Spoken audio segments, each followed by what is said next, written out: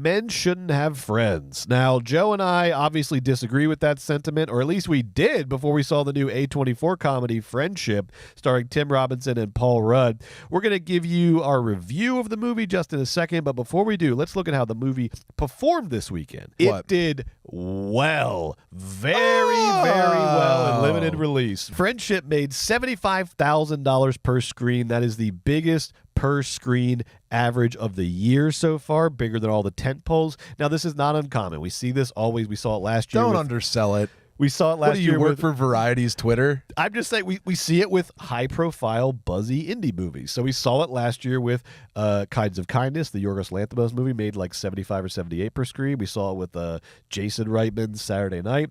When these buzzy indie movies get limited release, they do very well per screen. Now, Friendship is written and directed by Andrew DeYoung, talented, accomplished comedy director. He's worked in the past with other indie comedy heroes of ours like John Early, Kate Berlant, and this is his feature directorial debut. It stars Tim Robinson, of course, Paul Rudd, and Kate Mara. The DP was Andy Rizdusky. Sorry if I'm pronouncing that wrong. It was distributed by A24. This movie is about a suburban guy, Tim Robinson, with a little middleman corporate job, whose wife, Kate Mara, is recovering from cancer, and then he strikes up this spontaneous friendship with another guy in his neighborhood, a charismatic weatherman named played by Paul Rudd, and then things get a little crazy, and Tim loses his mind, and so on and so forth. Joe, what'd you think of Friendship? Brett, I loved Friendship. I was so happy to see a comedy movie full of jokes from beginning to end at the movie theater with my packed house full of $75,000 worth of people at 9:30 in the morning. Wow. On a Saturday. It was a 9:30 a.m. screening. It was packed, and everybody loved it, and I loved it too. Andrew DeYoung is obviously a very well practitioner. He's been around the block of comedy for a minute. He knows what he's doing. But in Friendship, he does something a little bit different than some of his other stuff, only in the sense that he really slows down, and which is something that I really liked. I think some of the funniest parts of Friendship is when the characters get to explore their excesses. But I think that the real reason that Friendship works so great for me is the patience and the restraint shown by Andrew DeYoung in his composition, in his lighting, and in some of his choices. You know, the characters don't always go for the biggest, I think you should leave-esque shtick every time. There is feints and tries at humanity, and a lot of them work. I think that sometimes Tim Robinson, as he develops into what I hope to be one of our next great comedy, let's call him movie stars. I hope he makes a lot of comedy movies a la Albert Brooks or Will Ferrell. I want that for him. If he's going to do that, I think that him, my favorite, the guy who makes me laugh harder than anybody else, but if he's going to become one of that level, which I want for him, he's going to have to tap into that like heart element, like the Steve Martin, like after all the zaniness, bringing it back to heart sort of moment. I do feel like the ending of Friendship left a little bit to be desired. I think it had all the right pieces for some sort of operatic, comedic, crescendoing ending that perfectly put a bow on the excellent movie, and it didn't really reach that, but that's okay. This is Andrew DeYoung's first feature with A24. It's Tim Robinson's first feature as a lead or a co-lead.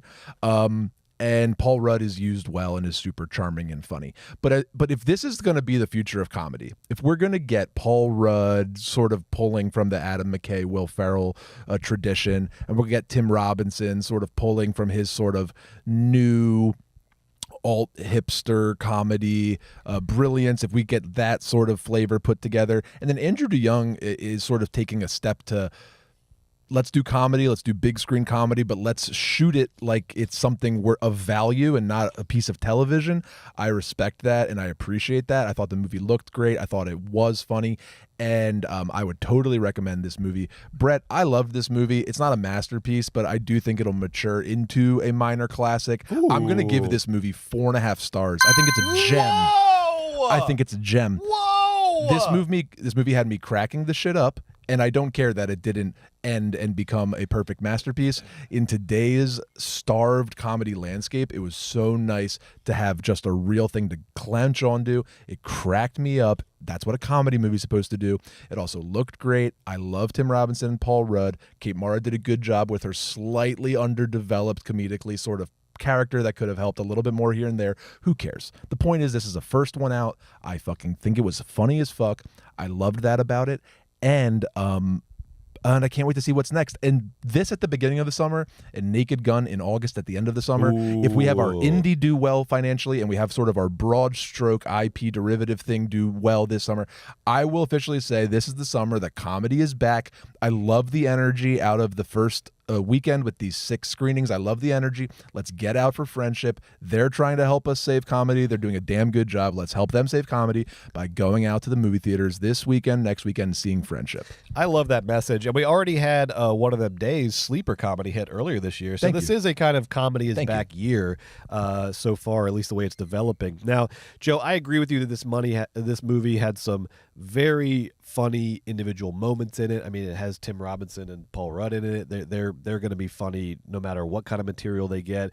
The scene where Tim like trips when he licks a hallucinogenic frog in the back of like a Verizon store that has like the world's like just sort of most gentlest sort of trip is very funny. That recurring bit where he wants to eat the SEAL Team 6 meal at the local bar. That was so funny. Also the recurring bit. Sorry to like tell you jokes, but just Brett, the recurring bit when like Paul Rudd's this like bon vivant, this like cool guy, and he doesn't care about having a phone. So Tim Robinson takes a time to like, he's like, you know what, I don't need to have a phone, but he doesn't like do it like very obviously. It's just you learn about it throughout the rest of the movie as other characters are like, don't call Tim, he doesn't have a phone, and he keeps being like, that was just a period of time. I have a phone now. All right, look, it was so funny. There's some very, very funny bits in the movie, but I felt it's so funny the whole time. Unlike Joe, I felt like the movie clearly has ambitions though beyond just being an episode of I Think You Should Leave. It is aspiring to that A24 dark comedy prestige level of filmmaking, and in that sense, I thought the movie failed to meet those ambitions. Specifically, there's the A24 touches to me didn't blend seamlessly enough with the jokes, with all the the sort of Tim Robinson sort of sketch moments, the Paul Rudd like coming out of the Adam McKay universe, like the Paul Rudd moments. It all didn't blend together. It never sort of became one cohesive whole for me. And specifically, humanizing characters in a comedy like this is tough, and I didn't think it fully worked in this movie because the movie never really established a suspension of disbelief for me. Like, if I'm meant to take these characters as real enough to care about them in the way you want me to care about them, they can't be characters from I Think You Should Leave. They have to be sort of three-dimensional human beings on their own, and the movie just didn't do enough to sort of establish that level. Like, these always felt they never stopped feeling like Tim Robinson sketch characters to me. And specifically because there's a lot of material in the movie that is drawn straight from that universe. But one example is, Kate Mara and Tim Robinson, you find out, have been married for 16 years and they have a kid. Their marriage, as you would expect in a movie like this, is just the most awful, depressing, just corrosive marriage you can imagine. These people have nothing in common with each other. They loosely despise each other. The only reason they're together is so they're not, so Tim doesn't have to be alone. And but they went so far with that. I could never buy this marriage as like real. And you have to buy the marriage as real in order to care about it in the way the movie wants you to care about it. And so stuff like that I thought could have just been, and like little changes, like why have they been married for 16 years? Because there's this like ex-boyfriend that's always hanging around. It's the handsome, funny guy from the other two, that great character actor. Why not make that the ex-husband instead of the ex-boyfriend? Then Tim and Kate have only been married for 5 years or 4 years, or I don't know. Like little things like that could have just made the credibility of everything work better, and could have then because as soon as suspension of disbelief happens, baby, off to the races. I just never sort of bought the world as real in the way that the movie wanted me to buy the world as real, and it just undermined some of the more artistic touches, some of the more thematic messaging that was going on around masculinity and stuff like that. And I really and in that sense, then there wasn't enough laugh moments. There wasn't enough kind of zaniness. And so I thought it was sort of stuck in the middle of like zany Tim Robinson comedy and A24 kind of like dark prestige comedy. But I just think that's an admirable. It was an admirable attempt Absolutely. that succeeded like all over the place. Yeah, absolutely. In combining those two things. I want to be clear.